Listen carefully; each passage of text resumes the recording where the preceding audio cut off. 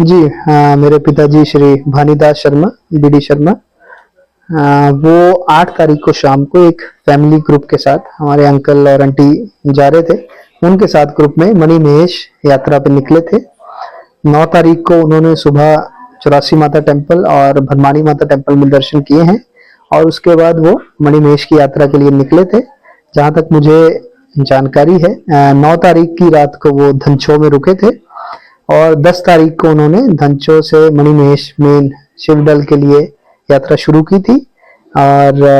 जो उनके साथ अंकल जी गए थे, सुरेश जी, उनके अनुसार कि जो हमारा शिव जी का घाट है, जहाँ पे लोकल्स अपने अन्न भी चढ़ाते हैं, अन्न दान करते हैं शिव जी के लिए, तो वहां पे शायद वो ग्रुप से मिस हो गए, ग्रुप से अलग हो गए। और हालांकि उनको थोड़ा सा अल्जाइमर्स बीमारी का भी इशू था और पिछले 2-3 साल से इशू था, जो कि काफी इट सीम्स अब in hindsight I am feeling कि थोड़ा सा सीरियस था, जिसको कहीं ना कहीं हम लोग प्रॉपर्ली असेस नहीं कर पाए और जिस वजह से वो अलग हो गए।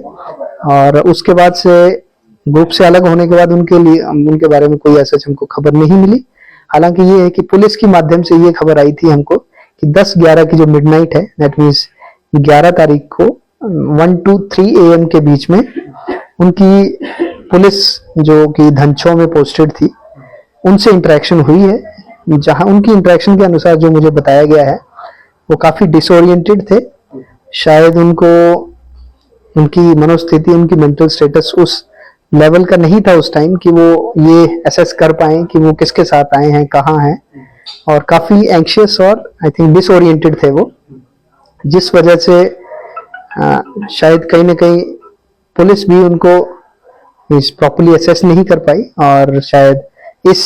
ध्यान में कि शायद उन्होंने कोई नशा किया है या कोई ऑलरेडी पागल, जो हमारी लोकल लैंग्वेज में बोलते हैं कि भाई पागल हो चुके हैं, उस चक्कर में कहीं ना कहीं वो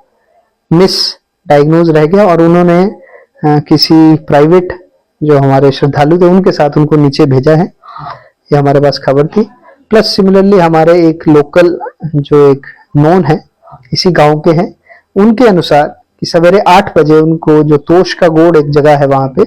धनछो से थोड़ा सा नीचे है टुवर्ड्स हटसर, वहां पे सवेरे 8 बजे 8 सवा 8 के बीच में बेंच के ऊपर बैठा हुआ देखा गया है।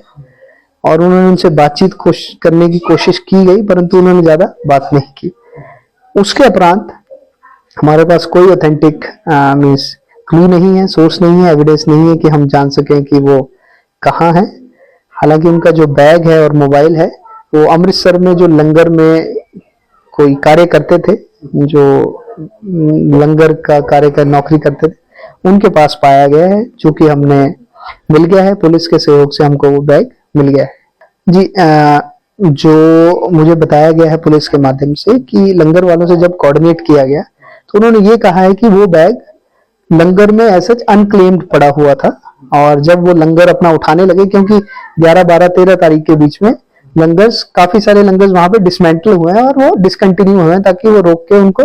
हटाया जा सके। जब वो हटाया जा रहा था तब शायद वो बैग वहां पे अनक्लेम्ड पड़ा है और किसी कारणवश या गलती से वो शायद अपने साथ उस बैग को ले गए होंगे, जो कि कांटेक्ट करने के उपरांत हमको उन्होंने वापस कर दिया है। पुलिस ने भी बात की उनसे, उनके सहयोग से हमको वो बैग नहीं परंतु जो बैग के कंटेंट है वो हमको मिल गए हैं। फोन और कुछ कपड़े वो हमको मिल चुके हैं। उनके पास फोन था परंतु वो शायद स्विच ऑफ था मोस्ट ऑफ द टाइम्स, और बाद में जब लंगर में उनका बैग छूटा शायद उसी में ही उनका फोन था। हालांकि इसके बारे में कोई मीन्स पक्की कंफर्म्ड एविडेंस या न्यूज हमारे पास नहीं है, सो वी आर अज्यूमिंग कि बैग में ही वो फोन था और स्विच ऑफ अवस्था में था। हम यही मीन्स उनकी सुरक्षा की कामना कर रहे हैं और हम यही चाहते हैं कि कोई भी अगर हमको उनके इंफॉर्मेशन देता है जिससे कि हम उनको ढूंढ पाते हैं तो परिवार के माध्यम से हमने उसके लिए 2.5 लाख रुपए इनाम रखा है। ये किसी भी एंगल से ऐसा नहीं है कि उनकी लाइफ की कीमत है, it's just because the family is in distress, उनको समस्या है, उनको दुख है, ताकि हम जल्द से जल्द उनसे मिल पाए, उसके लिए हमने एक ये रिवॉर्ड रखा है।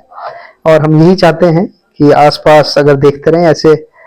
संदिग्ध, मतलब कोई आपको लगता है कि वो हो सकते हैं, क्योंकि उनके फोटो सोशल मीडिया और न्यूज के माध्यम से काफी सर्कुलेट हो चुके हैं, तो आई विश अगर किसी को उनके साथ कांटेक्ट आता है तो काइंडली हमें कन्वे करें। हालांकि अब 11 तारीख से 8 दिन ओवर हो गए हैं, 9 दिन, और हम यही एज्यूम कर रहे हैं कि इस वक्त उनकी शायद मनोस्थिति एज वेल एज जो फिजिकल स्टेटस कोई बहुत ज़्यादा हेल्दी नहीं होगा। तो